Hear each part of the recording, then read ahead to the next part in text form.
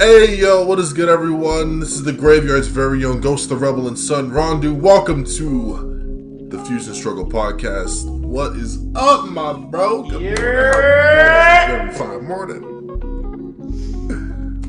Not What is up, much, bro? How man. you It doing? is. Hey, I'm sorry. Go ahead, brother. No, it's all good. It's all good. It's all good. It's been a minute since. Been a while, Yeah, what you been up to, bro? man. Just creating. A little bit destroying on the side, but you know how I do. How have you been, brother? Yes, sir. Yes, sir. I've been all right. Can't complain. Been creating my damn self. A lot going on with Ruby on both sides. So that's pretty fun. Ooh wee. Yeah, yeah. We can talk about that on the side. But Yeah, for sure. as far as wrestling news, have you been keeping up? Here and there, a bit. As far as the big changes, obviously, I'm keeping fine tunage of the Triple H creative. I almost said creatine. Well, they kind of go hand in hand with those two. I mean, But Triple H being head of creative, steering the flagship that is the WWE. Very interested as far as AEW. Things are picking up pretty heavy, but as far as watching the shows, I try to watch the shows. I just get my aftermath from the review shows that I watch on YouTube and yada yada yada. How about yourself? There's been a couple things that I've been paying attention to. First things first. I'm the realist. Let's this. There are a few things that I do want to talk about. First, we could talk about Tony Khan. There's been recently a few backstage issues regarding Tony Khan, and what's been going on with his attitude in the back of AEW. And also, there has been an issue with ROH regarding Death Before Dishonor, the pay-per-view. Tony Khan's attitude most recently, and a lot of shit going on between with the most recent pay-per-view ROH Death Before Dishonor. So apparently, Jonathan Gresham, who had just recently became the new ROH World Champion, he had a match between it was Claudio. I don't know how to say his last name. Cesaro. We're just gonna call him Cesaro for now. He actually dethroned Jonathan Gresham to become ROH's new World Heavyweight Champion. And the match had lasted over 10 minutes. Shortly afterwards, Gresham would deactivate his Twitter account, leading to speculation about his status with the company after signing earlier this year. Now, all this is on wrestling headlines. Apparently, according to Fightful Select, Gresham had met with Tony Khan prior to the pay-per-view and aired out some frustrations he had, mainly on Khan's communication with him and how he felt disrespected because of that.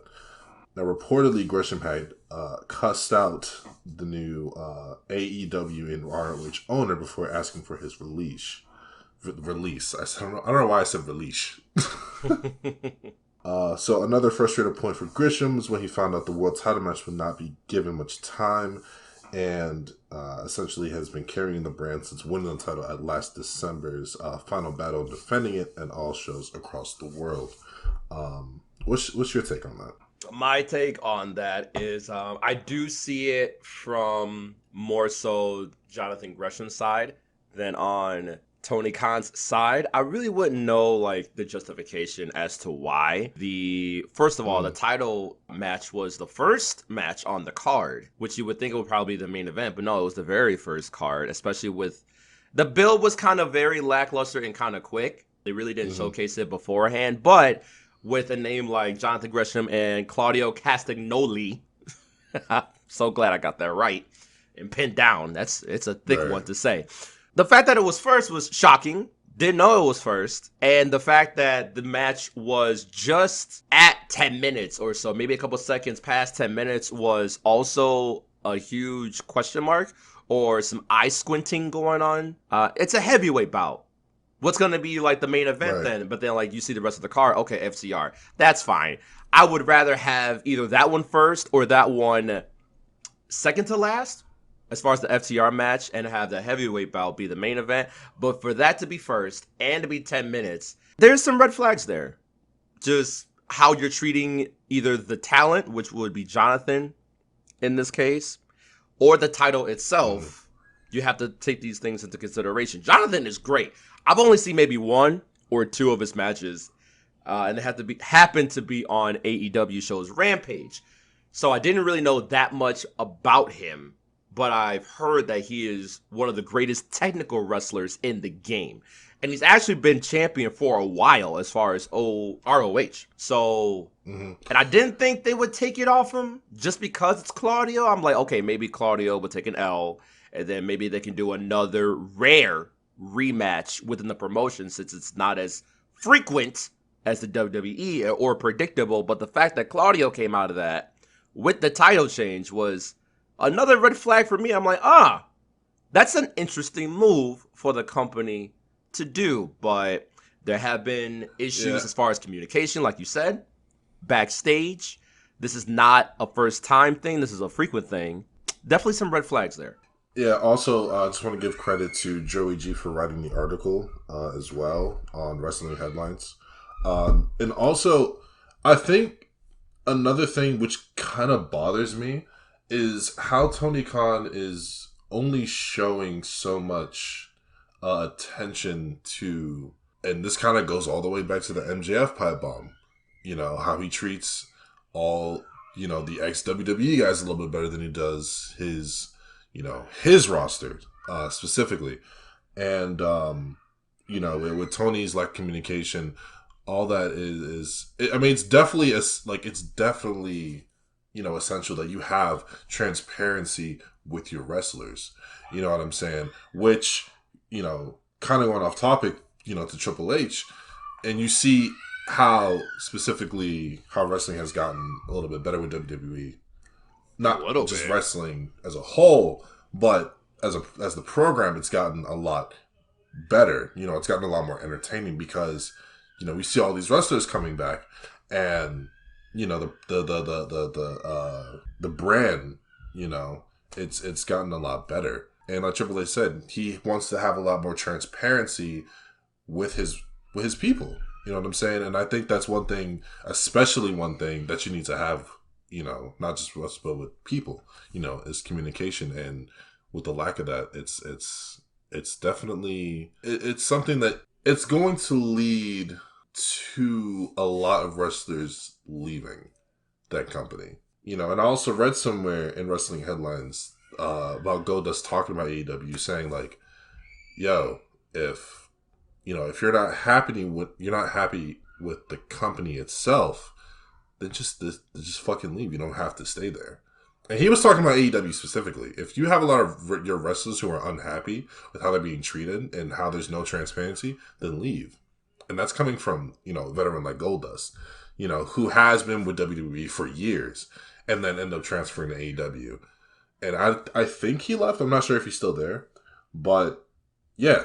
And at this point, that's kind of saying a lot, with how, Tony Khan's attitude as well, just being kind of a, dickhead recently. You know what I'm saying? Mm-hmm. So, I think this is kind of if not a bit of a wake-up call, So, like you said, treat your wrestlers better, and there won't be no issues. Other than that, I have no more to speak on that subject. You have anything else to add, bro? I do. I'm going to do a devil's advocate. I'm going to actually try to speak on, or amongst Tony's side. Now, Tony does a lot. Tony does way more than we actually think he does. Not only does he manage AEW, he's the CEO of AEW. He's also the co-owner of, what is it, the Charlotte Panthers or something like that? Or some football team, the Panthers. He's co-owner of that. He has his own marketing firm. He has ROH. He has other companies that he's managing at the same time. And he's not necessarily a one-man band, but he tries to do that. Now, he does have people that he works with. And as far as AEW is concerned, and ROH at the same time, I guess, they've recently hired some more coaches, some more advisors to try to provide a little bit more structure when it comes to communication or the company overall. So instead of going straight to Tony, wow, I probably said Coney like 5 times. Instead of going straight to Tony, now there's some sort of, not hierarchy, but there's like some middlemen and middle women in play that could serve as a communication buffer to help out the situation as well. So there's light somewhere. There is like a lot of potential to work this out. And at the same time, it's a young company. AEW is only like 3 years or maybe 4 years old. They're still Mm. hella green. Going off of the ex WWE people, devil's advocate again. I get it. We don't want to hear like Mm-hmm. or see all these ex WWE people going to another promotion. Now, if there's certain names that just happen to be in the free market, you would be a fool not to try to like snag them up. I don't care what the numbers is going to look like. I don't care how the fan base is going to react. I don't care, excuse me, if you get hate tweets and all this other bullshit. If someone like Keith Lee is on the free market, snag him up. Why? Because since he's been, I guess, with WWE, it's not the fact that he was with WWE, it's the fact that he's a household name. If Roman Reigns becomes a free agent, you're telling me you're going to pass that up? Just because he's an ex WWE guy? No, no, no, no, no. Not at all. You're snagging that up. If Sasha Banks or Naomi was a free agent, you gonna pass that up because they're free, because they're ex WWE people? Hell no. You snagging that up. You're not gonna snag up everybody, but you're gonna snag up those Right. big names because some big names is gonna bring in a whole lot of eyes and bring in a whole Mm-hmm. lot of traffic, a whole lot of money.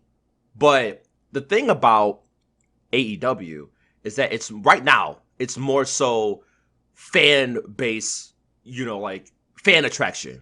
We want to please the fans. We want to do this. We want to Right. make your dream matches come to life. Whereas in the WWE, you're going to have that on a rare occasion. And this is while Vince McMahon was still in the power. Now that he's not, it's very interesting. Look at this. Karrion Kross came back. Hit Row came Mm-hmm. back last night. Didn't even know about that. But all these people that are now getting their shot, to where originally Vince was like, that was not, when Vince was in power, he was not giving them a shot. He literally said, this is my idea. You need to either make this fly or you're gonna die, and then it's your fault. He was placing blame in that regard. So I'm glad that this decrepit ass, skeleton ass fossil is out the picture.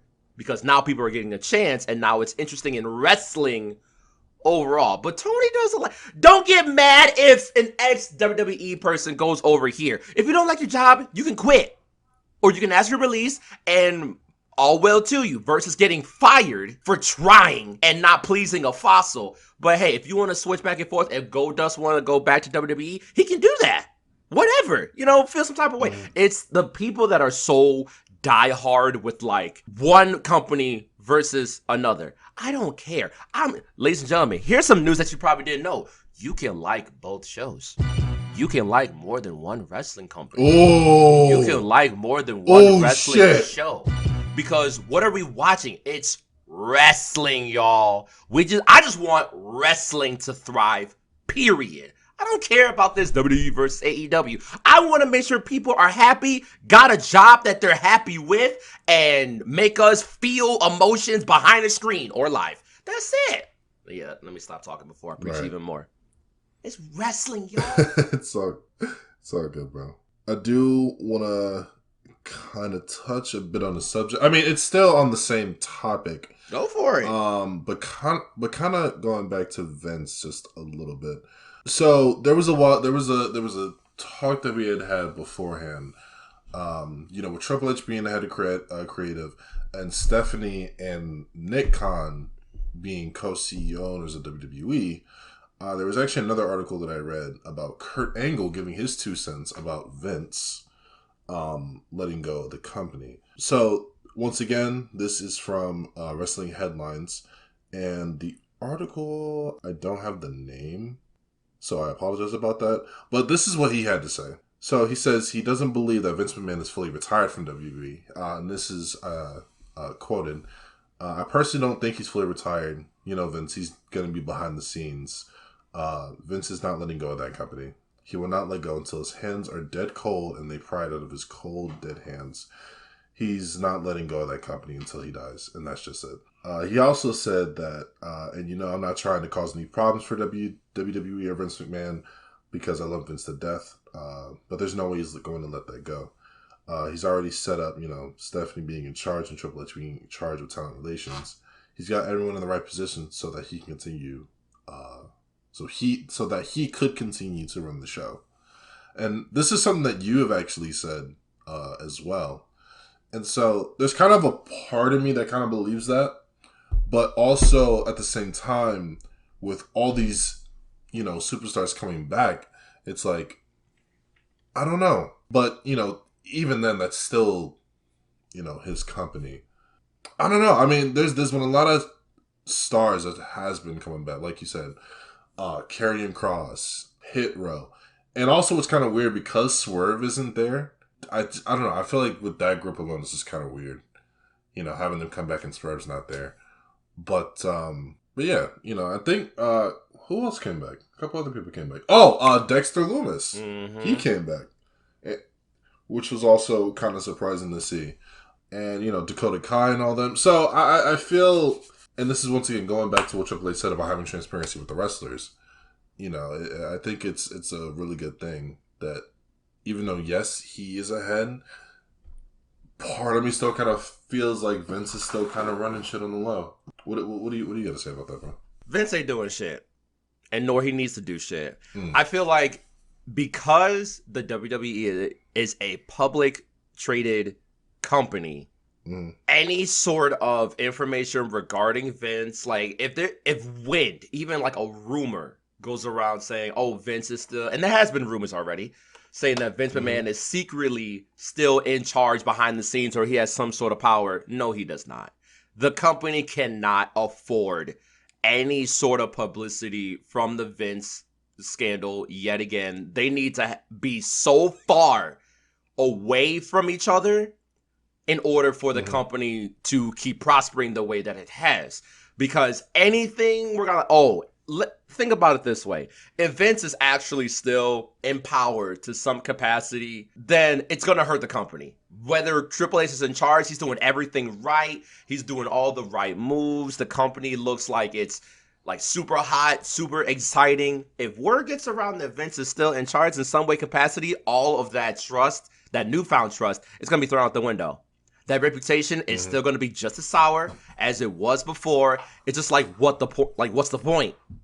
You can bring all these stars back. You can throw on 5-star clinics for like months for the remainder of the year. But if we catch wind that Vince McMahon is still in charge, no, not at all. Hell no. Another case just came out, like within the week, another $5 million was uncovered for the same thing again. So now I think the total was like close to $20 million in hush money. And they just, quote unquote, quietly released John Laurinaitis. I already felt hot about that one. I'm like, oh, he's quietly released. But you can literally fire in the title, released like wrestlers, superstars. But when it comes to, execs, he was quietly let go. No, bitch, we know what this is. But anyway, Vince McMahon is not in charge, okay? They cannot afford, okay? With Steph and Nick Khan as co-CEOs, trust me, there's a lot of brain behind that. There's a lot of calculation behind that. Honestly, fuck Vince. I'm so glad this is the closest thing, knock on wood, whomever is watching this on whatever platform, relax, chill. Whoever's in charge of the platform, relax, chill. This is the second thing that is close to him dying that we're going to get. So I'm taking it. Look at listen, remember when CM Punk said this company is better off with Vince McMahon's dead? And to be honest, he wasn't lying. I mean, he ain't dead. Knocking on wood again, karma, do not look at me.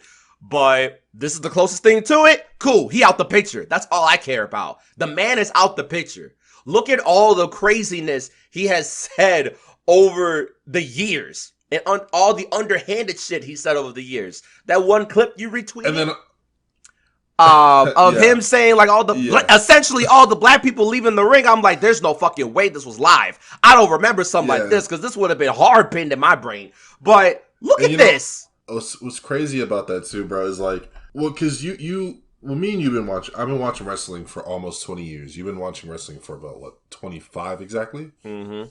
So with me, like with us, like we were kids back then, bro. We didn't really know. I mean, especially for me, like like I didn't really know what the fuck was going on, and you gotta understand, like also back then, you can get away with a whole bunch of shit that you can't get away with today. Mm-hmm.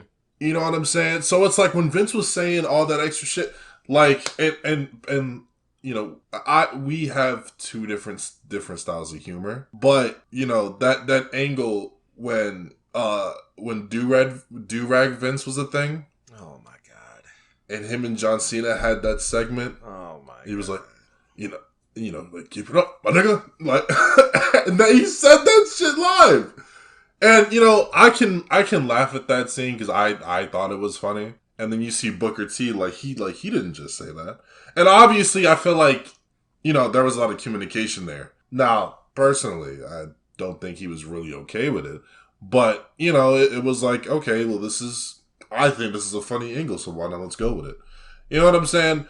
Yeah. That's just my take on it. There are certain things that are funny. There are certain things that are not funny, but humor is humor to some, not all, because there are some people who are sensitive, and I'm not saying that you're a sensitive person, but at the end of the day, you know there was a lot of things that wasn't really looked upon back then versus what we see now. That I think at the same time that's kind of, oh, it's different. You know what I'm saying? Yeah. It really That's depends what I have to say on about that. yeah, it depends on like the viewer experience too. Like let's say definitely like when you're there live, like you're definitely gonna have a different experience and a different take on like let's say the way that you feel watching wrestling at home is definitely gonna be I want to say just there's going to be some difference when you watch it live because the atmosphere is live. You're surrounded by people that like wrestling and they probably have their own 2 cents to say about it, but it's just like you're surrounded by people. It's a big social event when you think about it versus like you can have your own Mm. safe opinion in the safety of your own home. Now, when it comes to wrestling back then or the content back then, drastically different. And there was actually a Mm. random thought I had that when I was growing up watching wrestling, and mind you, this was in mid to late 90s. So there Mm. was a group called TNA. It was Test and Mm. Albert. And this is when Trish Stratus like first came into the fold. Oh Me, yeah. right. Me as a child, I had no idea what TNA actually stood for. I took it as, oh, this is Test and Albert. And even the company had addressed that. Now in hindsight, because it's popped up on my feed somewhere, that TNA is obviously tits and ass. And it makes sense because Trish Stratus was there showing tits and ass. But so it's Yep. the stuff back then, as far as it depends on like how old you were at the time. Like a child, me, growing up in the 90s watching wrestling is completely different how it is now. I can't look at it some stuff that has happened back in the day, especially during to the women. That's fucked up. Like someone had gave me Mm. a reel saying that if you're telling me that the WWE is fake, then explain this. And it was Tori Wilson giving a Bronco Buster to I think Nydia or yeah Nydia at the time, and then obviously it looked erotic when it happened, and then Jamie Noble slide in there. He was like, "Give me a Bronco Buster." I'm like, "This shit cannot fly nowadays. It cannot. We have progressed too much." In time and Yeah. as far as a people and as far as a society. Even 10 years ago, shit, it's not gonna fly now. We just progressed too much. So back then Mm. it was the thing. Was it right? No. But again, like if you're a child, you probably wouldn't know. Because you're a child. You're more innocent back then. It's just like I'm just here for wrestling and drama and yay, I'm not really here for the titties. Now if the titties are there, I'm a lookers right there, but like I'm a child. I don't really grasp like what this really means. Like I'm just waiting for somebody to go through a table and like yay or cry because I like my favorite wrestler, whatever. But now as an adult, I'm like, you see the politics, you see what they're really saying. Mm. Everything is straight to your face. I'm like, I don't, It's just a lot to take in, as a fan, because we came from all this beforehand, you mm-hmm. know. You're never gonna see a bra and panties match. You're never gonna see that again. Oh yeah, no, no. You remember those fucking? You remember those matches? Remember the bra and panties match that they used to have, Mm-hmm. where the when the female wrestlers would like literally strip each other to their bra and Yep. panties, Mm-hmm. and then whoever like yeah. So it's like once again, you're never gonna see that shit again on Never. any wrestling platform, unless it's like somebody doing wrestling in their backyard type shit. But even then, like they don't even do that because there are actually women wrestlers who actually want to showcase their skills. Now, of course, we're going to see a bunch of intergender matches because that used to also be a thing too, you know, and it still is to a degree. To see where the company has come, like from what it used to be, you know, it's I think it's a I don't not I think, but it is a really good thing because we don't have to. Not only do we not have to see that, but it's also very degrading to the female wrestlers as well. You know what I'm saying? So 100%. it's really great to see the progression and where everything is now versus back in late '90s, early 2000s because that was the norm. You know what I'm saying? Mm-hmm. So gotta give credit where credit is due. You know what I'm saying? And I'm really happy to say that we're out of that. You know, it's not the same shit. It's different. You Yeah. know, you got anything else to add? You got another topic? Because I can go all day. Hey, how y'all doing? This is Ghost. Now, you're gonna hear a difference in Rondu's audio in the second part of this podcast. It does go back to the original later on. I do apologize, but let's get back to the show. All right, so kind of just switching topics. I do want to kind of jump back into a realm that we talked about maybe one or two episodes ago, and that is Dragon Ball. Dragon Ball Super Hero. I think it had just came out a couple of days ago. I think it was supposed to drop on the 18th, and I haven't seen it yet. I want to see it. Gus, I know me and you kind of had a brief conversation about this, but I kind of just want to get your thoughts on it once again before actually seeing it, because there are a few things that I've seen and I have a couple of questions on, but knowing that we both grew up in that era watching Dragon Ball, I just kind of just want to get your thoughts and see like how do you feel about this and the characters and Overall, I am very excited for another Dragon Ball Super movie just because Broly was such a huge success. I don't even think the makers, creators, animators, the producers or whatever, I don't think they realized that this was just going to be a grand slam of a movie. Like from top to bottom, the revamping of Broly is seamlessly flawless. Like this is a really well-made character, even though Broly, the original one, is such a mainstay. Like you know who Broly is, like the legendary status and the concept for that. Like yeah, the backstory was just like what the fuck, but at the same time, Broly was just a juggernaut of pain and death, and you don't Mhm, fuck with Broly. mhm, So to actually try to revamp him with that movie and the plot and the fact that it's canon is amazing. So to follow that up with a second movie was probably going to be challenging. Now, I have heard on accident, and by accident, I mean I'm an editor, I'm a content creator, so I look for images and stills and information, a little bit, whatever, to incorporate into whatever I'm doing. Now, I stumbled across the Reddit and other places that have said that this movie did not live up to the hype. It was kind of bad, but at the same time, beauty and art is in the eye of the beholder. So I'm still gonna watch the movie. I'm gonna have my own perspective and insight into it thus far. I'm not just gonna believe what I read first online from just a couple people, base it off of that, and then just ruin the whole experience. But I am hearing this a little bit more as the days go on that it was just off. It just wasn't good. I don't know what it was. Maybe it's too much CGI. I knew that was a complaint during the Broly movie a little bit, but they went really heavy on it on this movie. But I love how they focused on Gohan and Piccolo specifically. Now, the bad mhm, thing about it is that we live in an age where social media is just everywhere. So you're going to be subjected to spoilers. And it's just, this is a whole Gogeta thing all over again, even with Broly, the movie, that is. It's mhm. just, If they would have kept that one specifically, the reveal of Gogeta in the movie and being canon, that would have felt so euphoric, so cathartic, so yes, like, oh my, I did not see this coming. The shock value would have been up the roof.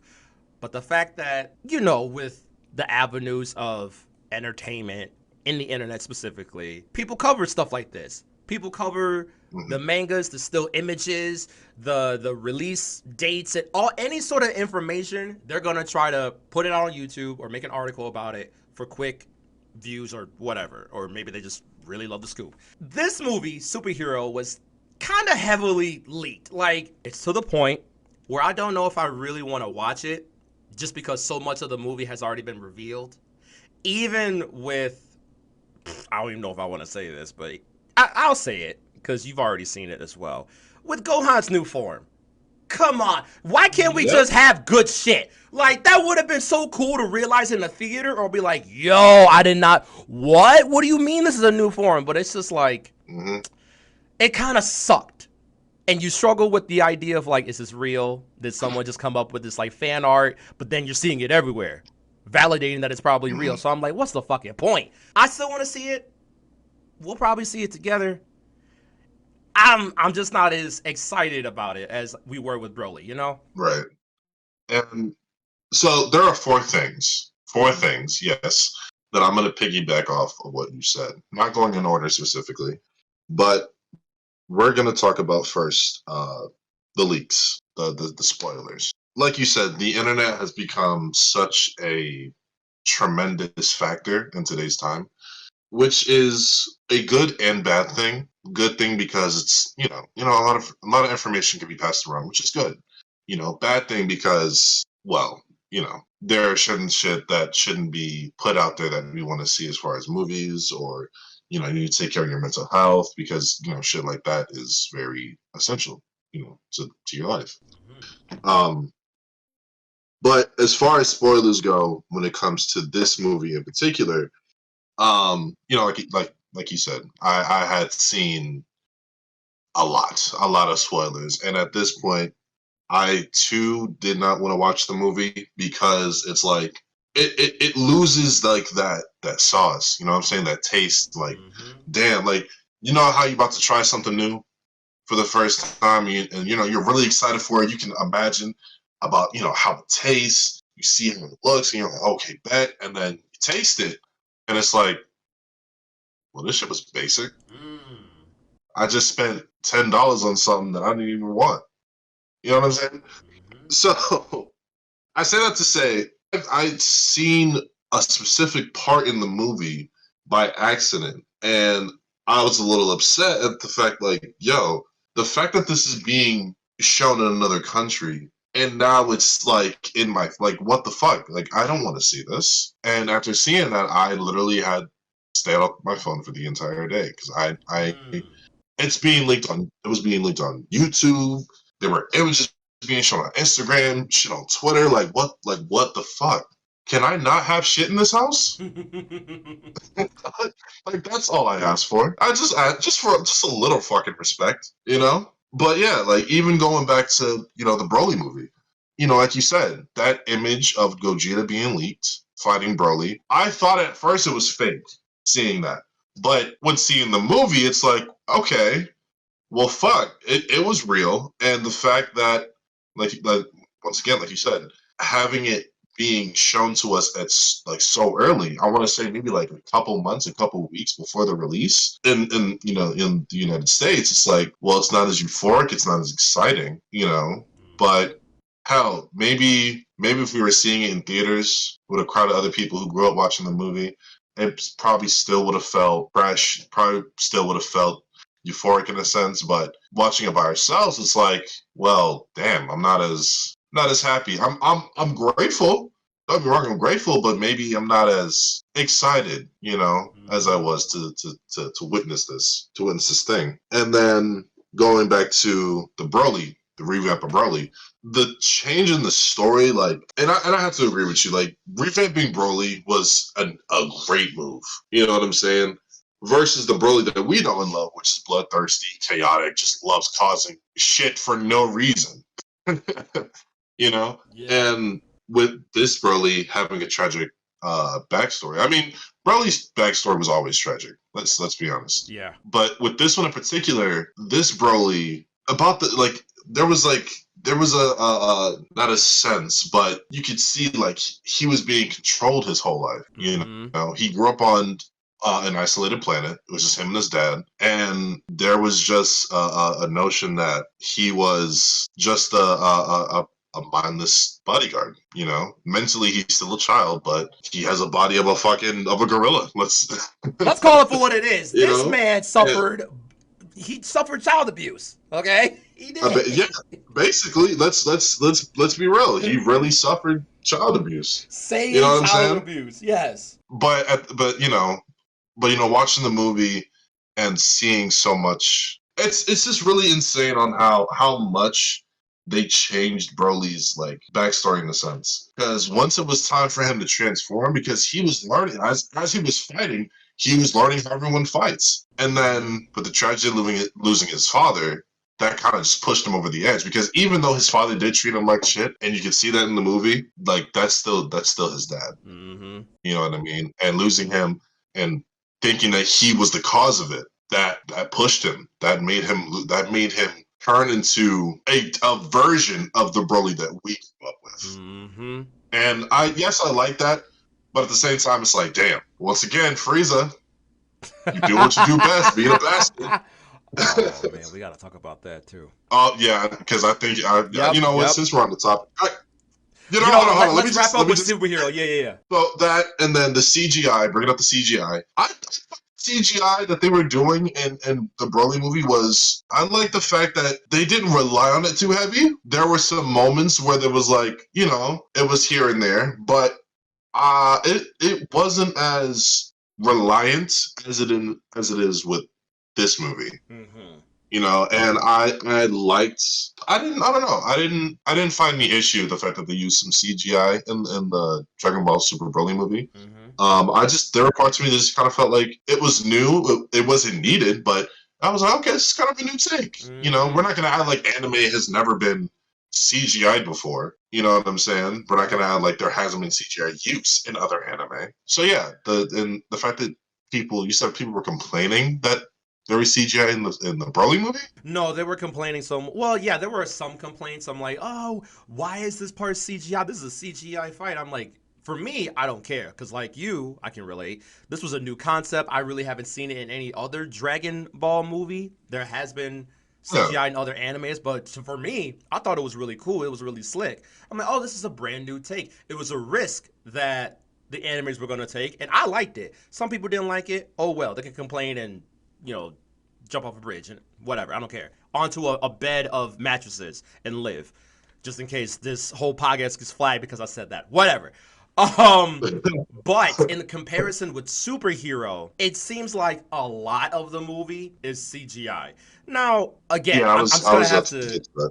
yeah, I'm just gonna have to like see it and have my own take on it. If it's like one animation style that we're used to as far as this series goes, and then it seems like they're more converting to this style when it comes to the movies, it could just be maybe just confined into the movies. If it bleeds into the actual anime, then that's a conversation to be had for me at least. But if they're Hmm. doing it more and more and more and more, it's like I don't know. I feel weird about it, but at the same time, maybe if they're gonna do this going forward, then we're just gonna have to get used to it, and that's fine. If you don't like it, then don't fucking watch it. But don't steadily complain about it if your complaints are really not gonna change it like that much. So just enjoy it for what it is. It's Dragon Ball, y'all. It's just a show. Some people like to critique shit way too much for nothing, but I'm still gonna watch it.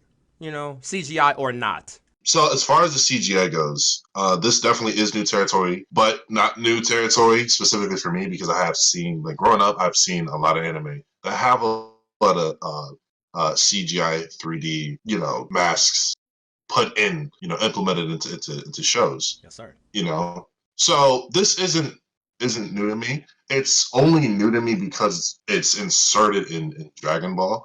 Having the entire movie CGI. I'm not saying not saying it's a good move, but I'm not saying it's a bad move either. They're trying something new, and I respect that. Um, And once again, I think it's different. Am I excited to see the movie? Not as excited as I once was, but I'm still interested to see how this goes because Mm-hmm. you had said that a lot of people were complaining about the movie and this and that. And at the end of the day, I'm appreciative of the fact that they're even pushing stuff out. The people are going to complain over anything and Yep. everything. Yep. People aren't, I'm not even going to use the word satisfied with, with whatever product comes out or whatever it is, whether it's, Marvel, DC. People are just going to complain. It doesn't matter.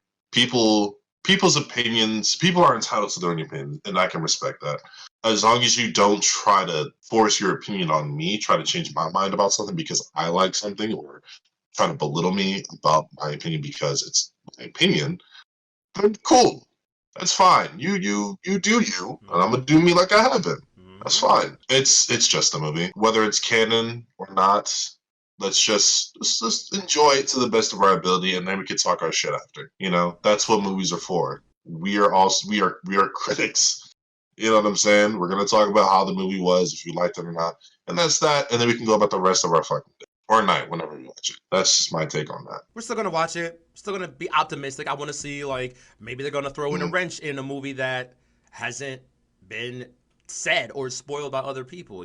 Because like you said, and like we've said this whole time, it's really about perspective of it's the individual experience. Someone else's Mm-hmm. experience is not gonna be the same as ours. It could relate in some aspects, but the way that you take the movie may not be the same as how I take the movie, and that's fine. But people like to complain, and some people just need to shut the fuck up too. But whatever. Keyboard warriors, whatever. Keyboard warriors. I like that term. So, staying on the topic, it has been revealed that Frieza has yet another form, and he's black. This man done activated Black Air Force energy. How? So so I didn't even know. I didn't even know that this could be a thing. Now we all know about Dragon Ball and them changing. Oh shit! Shit! I sneezed. Bless you. Thank you. I was trying to get through that before I sneezed. But yeah, so Dragon Ball Super Chapter 88. Who is Black Frieza? Will he be a threat? Now I'm reading this off of SassyShows.com. I don't know who wrote the article, but whoever did, shouts out to you. Yeah, so I'm gonna just sum this up in the best way I can. Okay, so the Mighty Frieza has returned with a new deadlier form. There's a lot of speculation that he may be the main villain in Dragon Ball, and what we know is that Black Frieza is that's what he's being called, Black Frieza. He is supposed to be a 10 times deadlier version of the Giant. He's supposed to be a what? But how did he achieve a 10 times deadlier version of the Giant? So he's supposed to be worse than what he already was. Okay, sorry, go on. So it says Frieza is back with a new transformation. As per manga, the timer has been training for 10 years in a hyperbolic time chamber, which he found on a planet that he conquered and unlocked a brand new transformation called Black Frieza. In simple words, we believe Black Frieza will be the greatest threat the Z Fighters have ever faced. A greater threat than Gas, and Gas is apparently another version. From what he looks like to me, he looks like Dracula before he came Dracula, like before he started killing everyone. Frieza appears and all of a sudden destroys Gas with a single blow. He then kills Elec and reveals his new transformation, Black Frieza. Now, I'm not sure if this is spoilers, if this is well, it's a little bit too late. I probably should have said that shit at the beginning.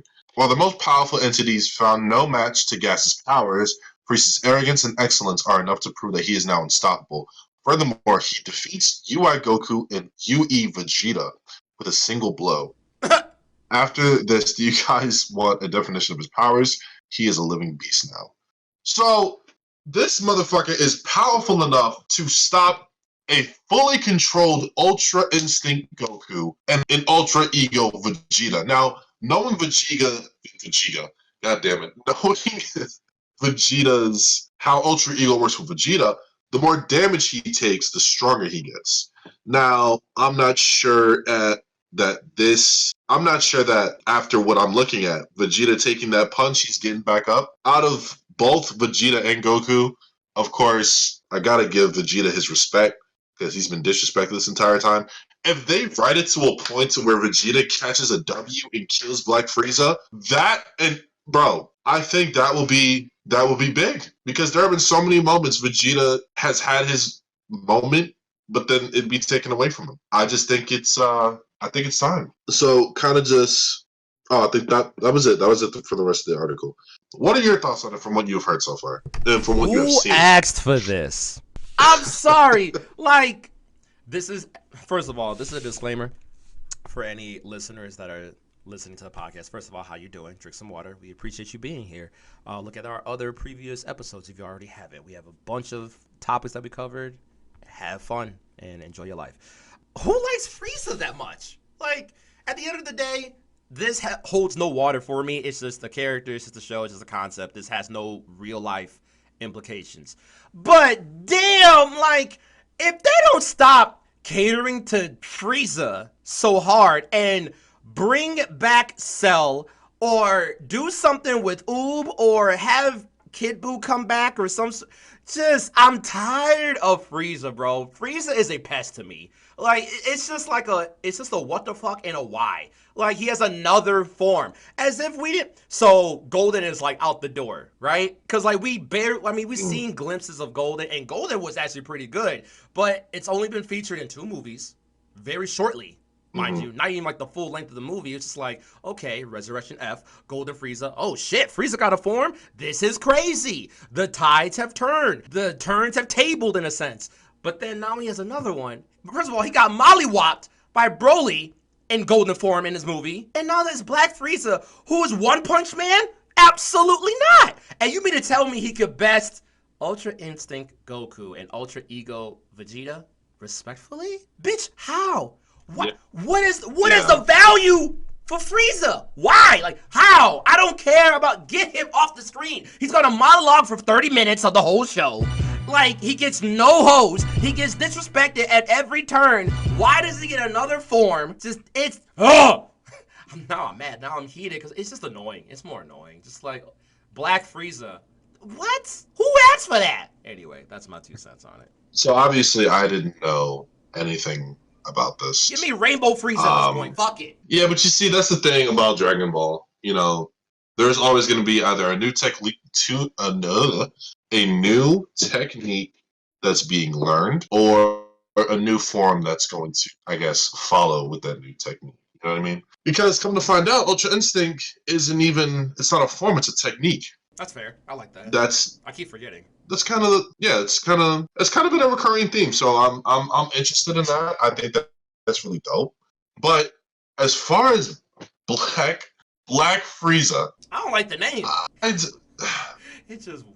just feels like hearing that term Black Frieza. When I picture Black Frieza, I picture red eyes, body literally black, and have some silver plating and having his normal purple shit. You know what I'm saying? Like, yes, sir. I imagine this Frieza to be a fucking destructive force. Not because he has the word, I'm lying. Because he has the word black in his name. Not gonna lie to you. And we already know Frieza's a fucking racist anyway. Just adding that is like, what the fuck? You know what I'm saying? Like who the fuck? Like you're right. Like, who the fuck asked for this motherfucker to just come in, train all hard, and just be a fucking a twat? And it's like, I feel like personally, after everything that happened in the Sand arc, no, not the Sand arc, the Frieza arc, after Goku had killed him, you would have thought that would have been it. That should have been it. You would have thought that would have been the end of Frieza. If not that, then when Trunks killed his ass and his father and his entire fucking squad, nigga literally blew him to bits, bro. And Trunks at the time was like, what, 17? Something like that, yeah. And he did that to you and your father and your entire fucking squad? Like, bro, like, who are you? And then for him to come back, it's just like, fuck, dude. I think that maybe it's one of those things where, and I'm just assuming that they're kind of running out of ideas. And so we gotta bring back the shit that we know, i.e., Black Frieza. Black Free. I hate that name. I hate it. It's just the hairs on the back of my neck just stand up when I hear it. It would have been cool to hear something different, like instead of Black Frieza, maybe like I don't know, negative Frieza, something that I don't even want to say coincides with his character because the name Frieza is already dope. Cool, keep it keep it that way. But it's like knowing how Frieza is, it's just fucking, it's just too much. And I can just imagine other YouTubers who have found this out, like, and I'm pretty sure there's at least one video. It's like, so Frieza gets the N-word pass now. No, absolutely not. Like, no, like I feel like there's moments like that. I know. Like, yeah, you know what I'm saying? Like, Yeah. just for like parody's sake, you know what I'm saying? Not saying that we'd actually give this motherfucker the N-word pass, but it's just one of those moments. Gonna destroy me. Like, no, Frieza, stop. And it's like, bro, you already calling us well, not us, but you already calling the right. Saiyans monkeys and shit. Like, you already calling the Saiyans monkeys and shit. Like seriously, like what? Like, who the fuck do you think you are, you insolent bastard? I know big words too. Who co-signed on this idea? That's just my thinking. I don't know, but I mean, look, once again, going back to it, I believe that they're running out of ideas, so they're kind of just like, hey, let's just throw this in, let's just make this a thing until we have something else to write about. Because let's be honest, we've done some things like that. You know what I'm saying? If we can't figure out something, we're just kind of just we're gonna just come in and just throw something else in there and let it just ride out for a bit. You know what I'm saying? Yeah. But for them to just be like, hey, here's Frieza again, and we're making him black. Let's just see how the fans take this, and then have literally one of the only two strongest fighters in the entire fucking well, not the entire universe, because I'm not gonna leave out Toppo. I'm not gonna leave out Jiren. Damn sure not gonna leave out Jiren. You know what I'm saying? Like this include them.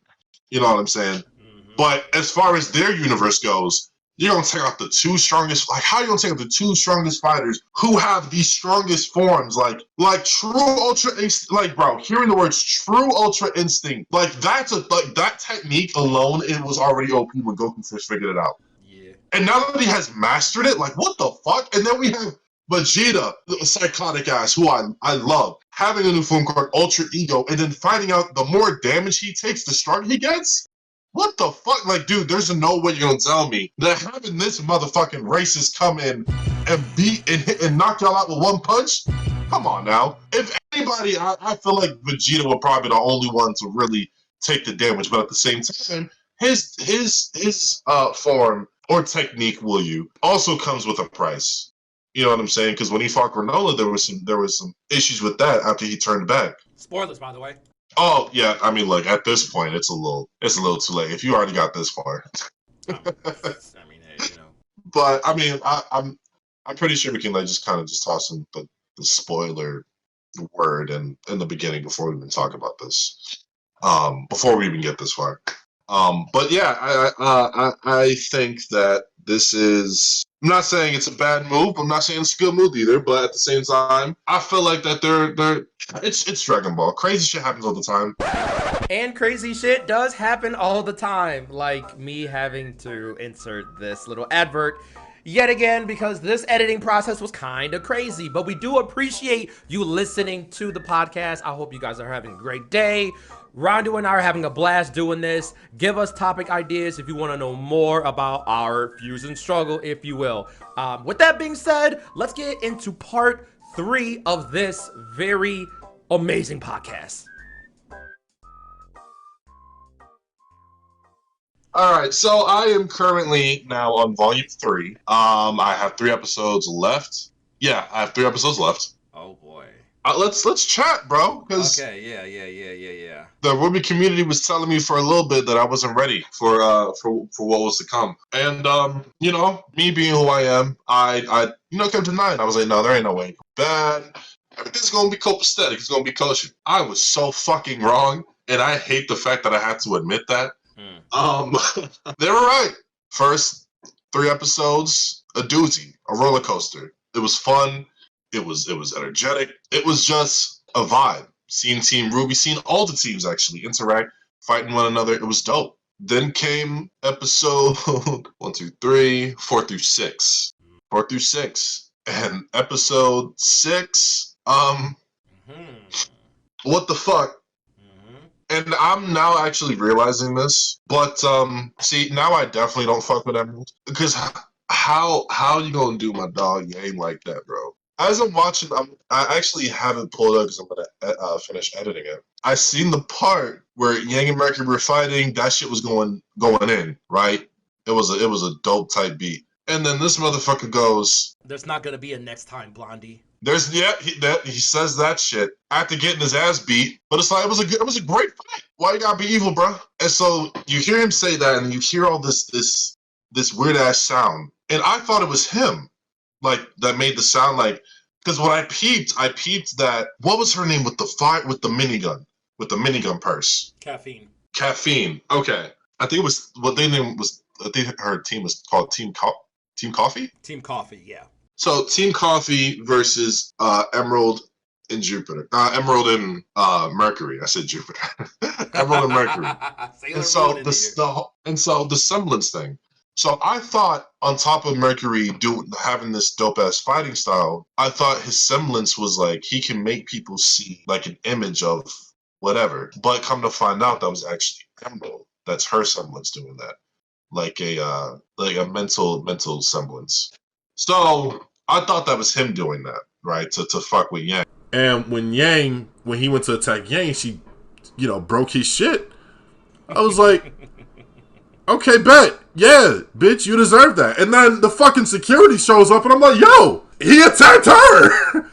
And then you look up at the fucking arena replay, and you find out that she literally walks past dude and just shoots him in the fucking leg. And I'm like, wait a minute, no.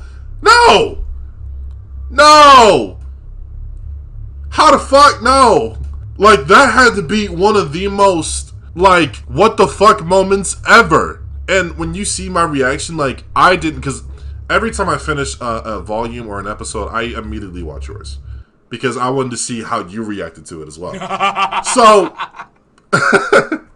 and so, watching your reaction, had to be one of the fucking best that I've seen. Because, dude, when you... This dude said, what the fuck? Like, just like, yo, like, I can't even describe how that reaction made me feel. Versus, like, watching mine, because mine was more shock. Yours was more, like, not even a confused rage, but it was just like, no, like, this isn't real. And so I'm watching all that, and I'm just like, what the, like, no, like, there's no fucking way. How is anyone gonna believe her? It's trying to tell, like, yo, like, this dude actually attacked me. And so I finish all that, get to 7 through 8, right? Episode 7, when she's kind of dealing with the effects of what happened to her, right? And I kind of almost had a moment when she was talking with, the team, and Blake for a second was about to upset me. I ain't gonna lie to you, because it's like, how are you not gonna believe me? How, like you scared of me, and then seeing Yang cry, like, that was just, oh my god. Yeah, that dude. sucked. That part sucked specifically. And it's just like, how can, like, she's like telling, like, how can you not believe me? And I'm just like, Blake, you about to be the next one on my shit list. I like you, I do, but not her. not Yang. So they had their moment. They squashed it up. She's like, you know what? Okay, I believe you. And I was like, all right, bet. Okay, water under the bridge, buddy. We're cool. And then that whole shit that's going on with Pyrrha, how they want her to be, quote unquote, the chosen, to take what's the name? It's Fall, right? Autumn's abilities. Ember. Because somehow General Ironwood figured out a way to and mind you, I don't really say much of what I'm saying in my reaction. Mm-hmm. So all this shit that I'm figuring out, General Ironwood figured out a way to take if it's the aura out of the beholder and then transfer it. It was either aura or their ability. It was some shit. Was it their aura that he figured out how to transfer the shit from one to another? It is basically, for layman's terms, yeah, their aura. The transfer from one person to another. Yeah, so like finding out that they chose Pyrrha to be, because apparently she's they felt as though that she's gonna be the one to gain Autumn's abilities. But of course, General Ironwood talking about some, nah, fam, we're just gonna transfer her abilities to you. We don't have the time to wait. And so I'm like, okay, I'm confused and scared, but is this a good move? All right. Fast forward. Yang is not Yang. Pyrrha. Petra. Petra. I forgot who the fuck what character that is, but Pyrrha. You know, you can see that she's struggling with all this. She's struggling with all this mentally, and you know the boy, that guy, Jean Arc, comes in, comforts her, and you feel it, like, bro, like in that moment, I promise you, I was this close. I haven't cried yet. I'm gonna tell y'all right now, I haven't cried yet, but I was this fucking close. Because that scene where they're just both, she's there with him, he's doing what he's got to do. She lays on him. It's perfect. It's nice, and then she freaks the fuck out. She fucking force pushes my boy into a wall and fucking almost broke his sternum. Like, damn. But then, you know, she leaves. She's stressed out. Pyrrha, don't go, please. And I get it. I do. She doesn't know what to do. She's stressed out. I get it, Pyrrha. Baby girl, I'm there. So, fast forward. Oh, and I also forgot to mention, fucking Cinder had control of goddamn who to fight, who has, like, who's gonna fight, like, the matchups. So, that bugged me. And so, come to find out, it's fucking Penny versus Pyrrha. Penny's a fucking android, right? Pyrrha's semblance is to control metal and all that shit. So, I'm already there, like, this isn't gonna fucking end well. Something's gonna happen, and I'm gonna be really fucking ticked. So Ruby, I forgot what Ruby was doing, but she goes and she's about to do something, and then Mercury bitch ass comes out talking about some. Well, he didn't say this word for word, but he's like, "You're not going anywhere. I got you on my sights." She's like, "Mercury, I thought you was fucked up. Couldn't find this dude has fucking robot legs." So that's kind of cool, but but damn. So, you know, I should have peeped it earlier when Emerald, I think it was Emerald, Mercury, and Cinder. When Mercury was fighting Pyrrha, and he was like, well, she can change in the direction where my legs were going. And I was like, and it didn't really hit me until, like, damn, he's got metal for legs. So that makes sense. Okay, for sure. So then, all that's going on. Ruby's trying to get away from Mercury. Pyrrha and Penny are fighting. And then the fucking unthinkable happens. As they're fighting, Pyrrha loses control of her abilities. No. She doesn't lose control. Emerald, mark ass, got in her head and made her think that Penny had a bunch of her fucking swords, like, multiplying. And so, before she can't even process what's going on with her. But it's like thousands upon thousands. And what she fucking does is that she deflects all this back, not knowing that it's like none of it's real. She wraps all the fucking wire around Penny and fucking rips her in half. What the fuck? How y'all gonna do Penny like that, bro? Like, that probably had to be one of the most heart-wrenching, anger-having shit that I've ever, like, that pissed me off. I was so in shock, bro. Like, I just couldn't, like, y'all killed Penny. Y'all really killed Penny. And then it just gets fucking worse. They fucking break Roman out of prison. They all hijack the ships. Roman's sitting here doing his thug shit, shooting down the planes and shit, and I'm just like, how worse can it get? And then you got Cinder talking to the people, like, oh my god, ooh, headache, ow. and it's like, yo, General Ironwood really thought he had this shit in the bag, bro. He thought he had all this shit in the bag, just for all of it to come trickling down and just making shit even worse. And then the Grimm are coming to the city, like what the fuck, dude? And that's where I ended it. I haven't watched anything new. I'm just working on edits right now.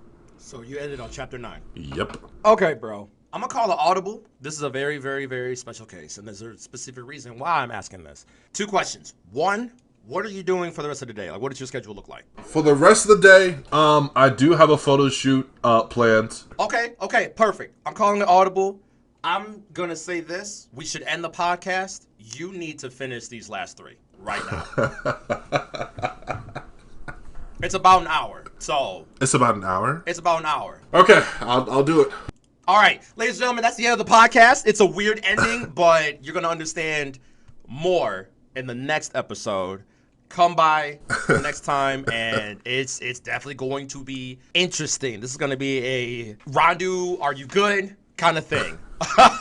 Anything else you want to say? You just gotta start recording, start setting up, start doing what you gotta do. But this is the perfect time to do the finale for Volume 3, because I'm telling you right now, everybody is waiting for this. So as far as Ruby goes, that will be the first talk for the next episode. We will start with Ruby, and then whatever happens from there on out, we will cover that after. So that'll be that. Y'all have a great evening. Y'all drink some water. We love you. Follow us on social media. You can follow Rondu, on Twitter at... Follow Son Rondu at Rondu TV on Twitter, Rondu TV on Twitch, and follow me at Son Rondu on YouTube. Check your boy out. I do reactions and games and stuff like that. So go ahead, check me out.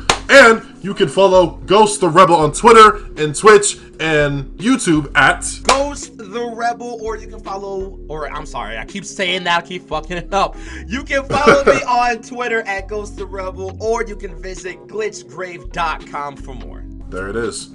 All right, everyone. We thank you guys for enjoying the podcast, and we will see you guys next week or whenever we feel like recording, or whenever I'm not fucking late. And that'll be that. We love you guys, and we will see you guys soon. Love you. Peace. Peace.